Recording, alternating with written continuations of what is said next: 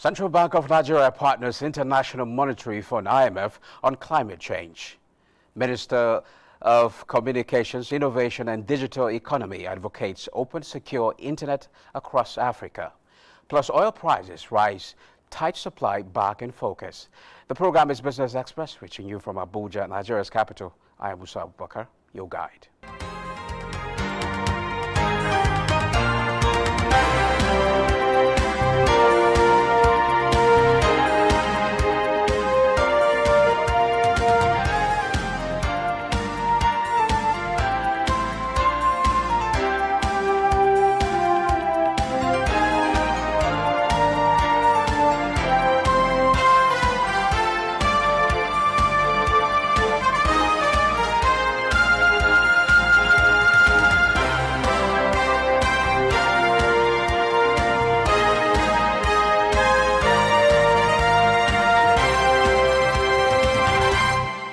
Now let's bring you up to speed with business development. The Central Bank of Nigeria is partnering International Monetary Fund (IMF) on reducing risk of climate change to economic policies and development in West Africa.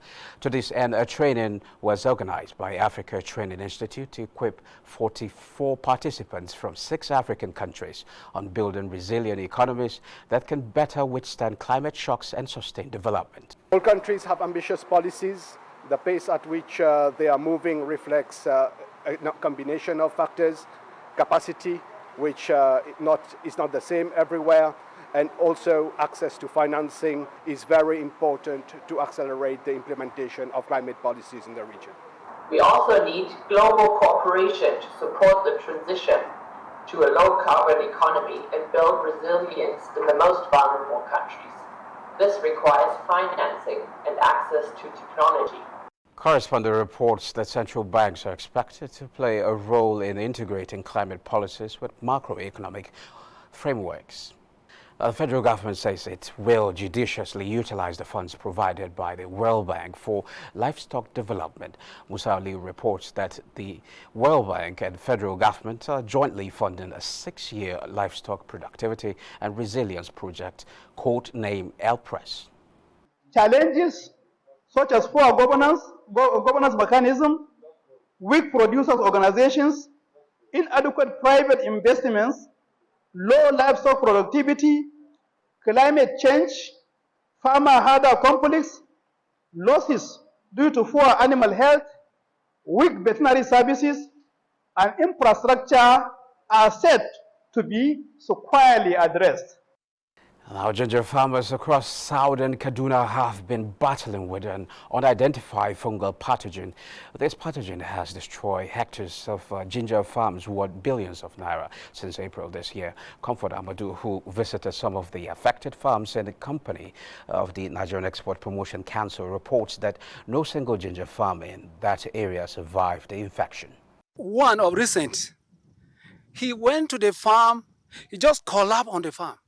He happened to be one of those people who had collected loan to pay back ginger in bags.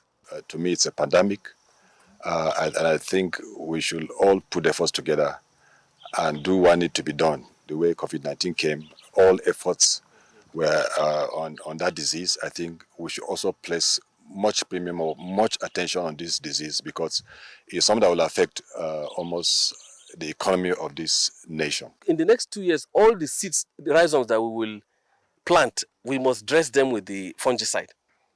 They say metalaxyl-based fungicide, so that it will help heal. Otherwise, it won't survive. If it happens again next year, we are finished. Right now, we're trying to preserve some, seeds to see if we can get some by next year. Land degradation, food insecurity, and the plight of rural dwellers form the core of discussions among leaders, policymakers, development and funding partners on the sidelines of the ongoing United Nations General Assembly. Cecil Bele reports from the AU Permanent Mission to the United Nations venue of the meeting. There is only one way forward, which is massive investment in sustainable land use, such as financing of business and contribution to biodiversity and adaptation. The Nigerian government is providing extensive support to smallholder farmers in seedlings, agricultural incentives, and agricultural facilities to optimize investments and job creation across the country. These initiatives are not solely about land restoration. They are catalysts for sustainable agriculture and economic growth. President Bola Tinubu addressed world leaders at the 78th concluded United Nations General Assembly, where he made a firm and compelling declaration that the time is now for UN member states to show with their actions that they mean what they say concerning the crackdown on terror, finance, and economic sabotage and illicit mineral and arms smuggling in the developing world. Joining me to discuss the take-home from this year's event is Ogbonna Okuku, an investment and economic development expert. Hello, Mr. Ogbonna. Mr. Yes, Okuku. thanks for having me. Are you back or you're still there? I'm still in the US. I mean, it's been back and, back-to-back meetings, conversations, and engagements. So Okay. a lot has been going on here, but Okay. we'll soon be back. Okay. Well, the president has been busy all this while. He was at India, then United Arab Emirates, then UNGA, all in a bid to strengthen bilateral ties and attract tangible investment to Nigeria. What are the takeaways from all these engagements? Now, one thing is very critical when a new government comes, and it's public knowledge that we have a new government in Nigeria. So everybody would like to see the body language in global investors, multilateral agencies, development partners. They want to see that enthusiasm. They want to see the blueprint. They want to see a program. So, I mean, the energy with which you're going to come, or what that we came with, is actually sending. Have been able to send the right signals, even at the humanitarian angle.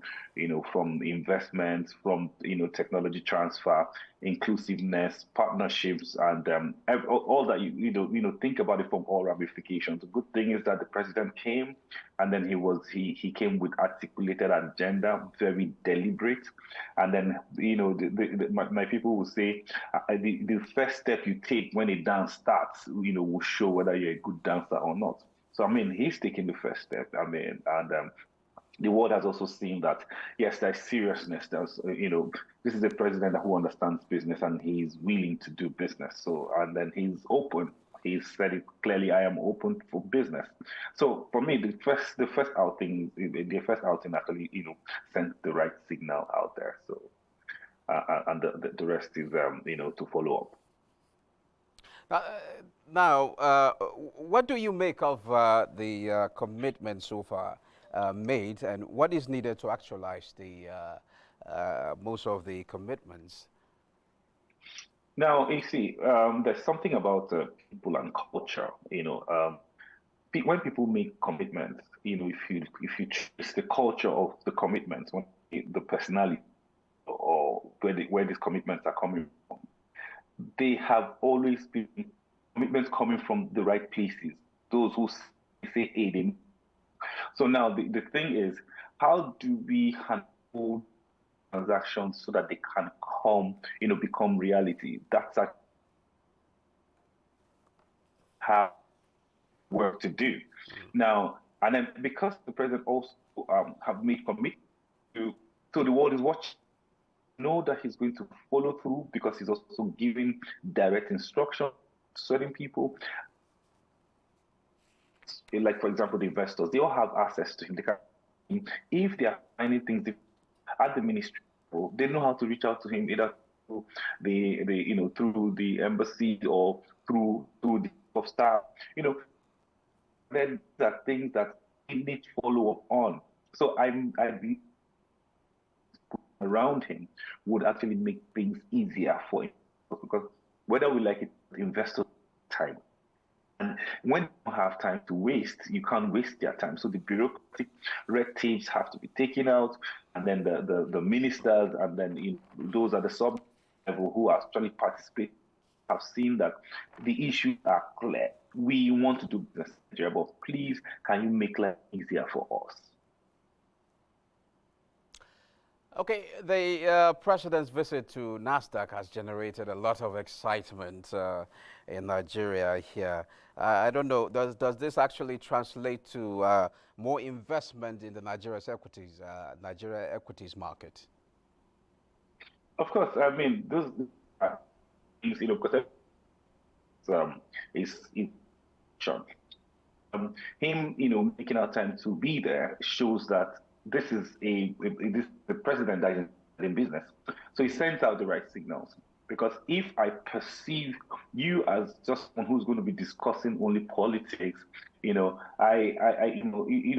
goes to show that you must give us that that vibe that you want to do business. So center of in New York.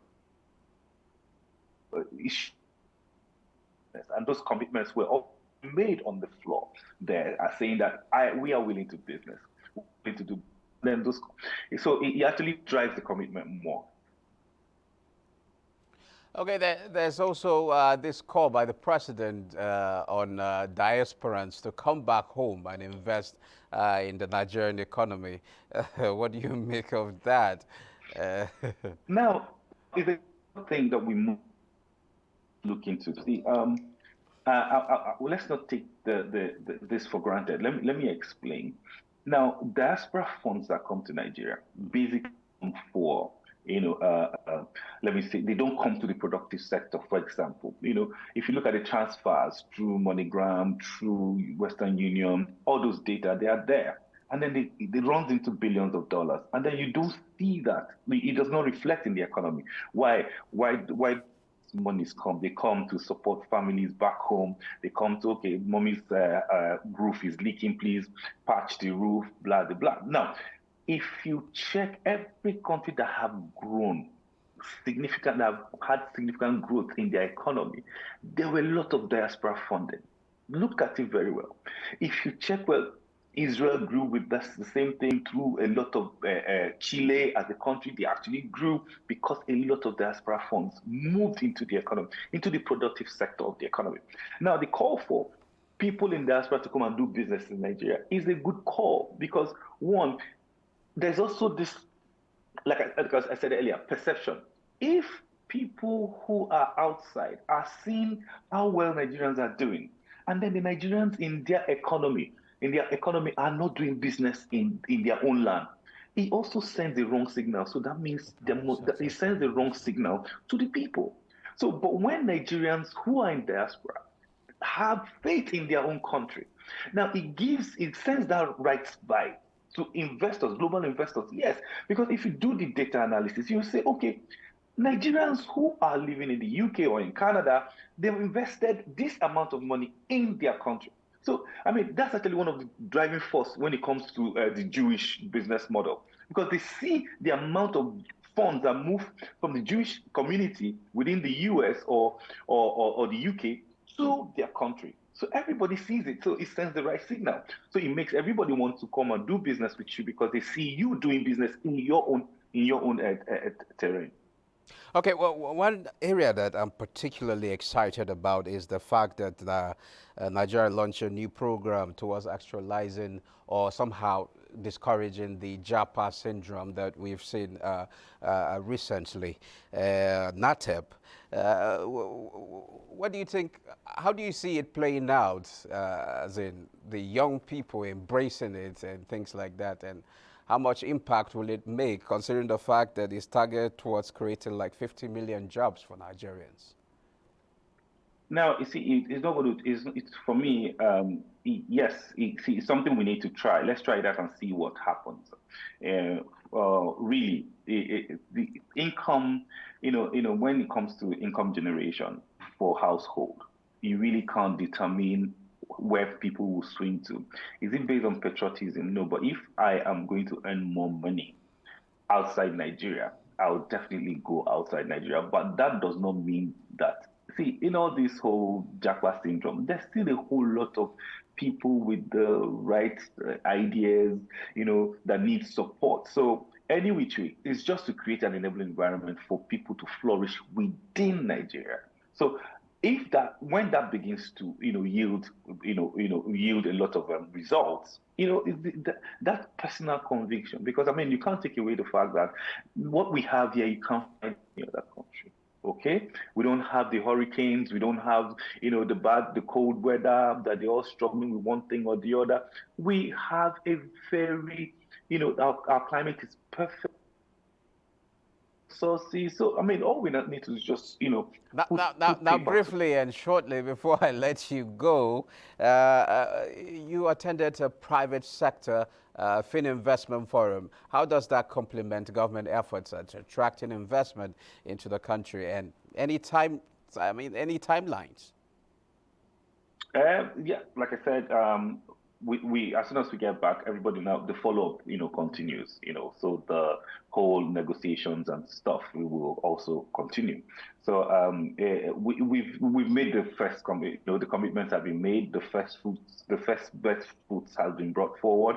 So I think it's all about follow up and then making sure that we direct or handhold investors and then make sure that they get what they really want from the Nigerian economy. Thank you very much, Ogbonna Okuku. We hope to see you soon, since you decided to stay back and chill out before you join us. It's not Jack Bauer anyway. Thank you very much. Thank you so much. Thank you so much for having me. Now moving on, gold idles as markets weigh outlook for more U.S. rate hikes. Let's see the commodities market.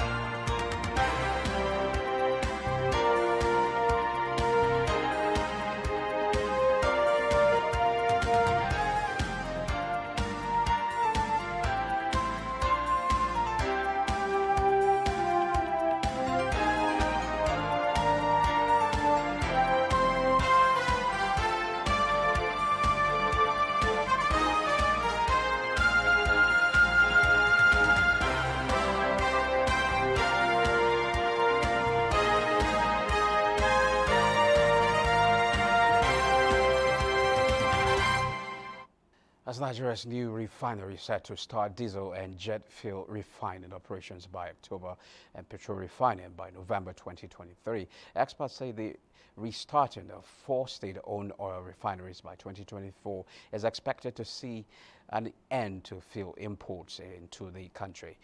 Benny Adams has the details.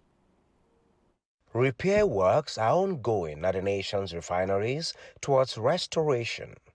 This, industry experts say, the country has all it takes to revive and maintain the operations of the refineries towards ending fuel importation.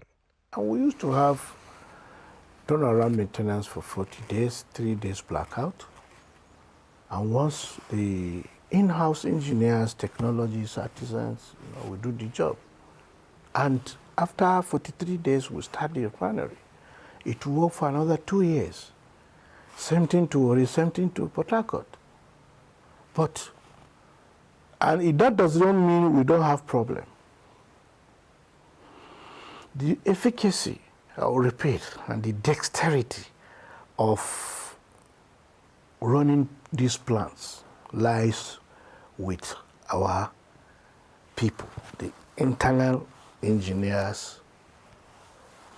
technologists and technicians. Because what we do, they know the job, they are very, very proficient, very, very efficient, very, very effective when they are carrying out their job. Even that time, they will just fly in some 6 Japanese, because Shoda built it for precision measurements. And once we do that, that is the end of it. It doesn't mean once we start the refinery, it will work for 2 years, but you never come down. It doesn't mean there are no problems here or there, but we are good to go. Their lifespan is 100 years. The 2-unit 210,000 Port Harcourt refinery is expected to start production in December, while Warri and Kaduna will start processing crude between the first quarter and end of 2024. The state-owned refineries have a combined production capacity of 445,000 barrels per day, while the new refinery in Lagos has a 650,000 barrels per day capacity. In Abuja, Benny Adams for Business Express. And also, energy oil prices rose on Monday as investors focus on a tighter supply outlook after Moscow issued a temporary ban on fuel exports, while remaining wary about further rate hikes that could dampen demand. Brent crude futures climbed 17 cents to $93.44 a barrel after settling 3 cents lower on Friday. U.S. West Texas Intermediate crude futures extended gains for a second session, trading at $90.10 a barrel, up 9 cents. Let's now join Ineka Oko for details on global equities market. Ineka, hello. Tell us what's happening in the market. Hello and welcome to the global market segment. Global stocks fell this Monday, extending last week's slide as central banks reinforced the message that interest rates would stay higher for longer. Now, in Asia, markets were mixed, with investors looking toward inflation data from across the region this week. Hong Kong's Hang Seng Index slipped 1.65% in its final hour of trade. The Shanghai Composite also depreciated by 0.54%, while in Japan, the Nikkei 225 gained 0.85%. European markets were lower as investors reflected on a spate of central bank decisions last week. The DAX in Germany was down 0.66%. UK's FTSE also depreciated by 0.58%, while the French CAC is down 0.52%. Stock futures in the U.S. were little changed Monday as the market is set to enter the last week of trading in September with big losses. Futures on the Dow Jones Industrial Average dipped 18 points. S&P 500 is marginally negative, same as Nasdaq Composite. Now, African markets also had their fair share of losses in Monday's trade, with most stocks ticking down, while South Africa's JSE Africa Top 40 was the relative outperformer as it rose 0.54%. And that's Global Market Review. It's back to you, Musa. Well, thank you, Neka. And back home, the equities market closed negative on the first trading day of the week. The all-share index declined to 66,882.64 basis point. A total of 408 million shares worth 5.4 billion naira exchange hands in 7,707 deals. Market capitalization declined to 36.6 trillion naira. Well, that's it. Business Express returns on Tuesday by 9:30 a.m. Have a good day.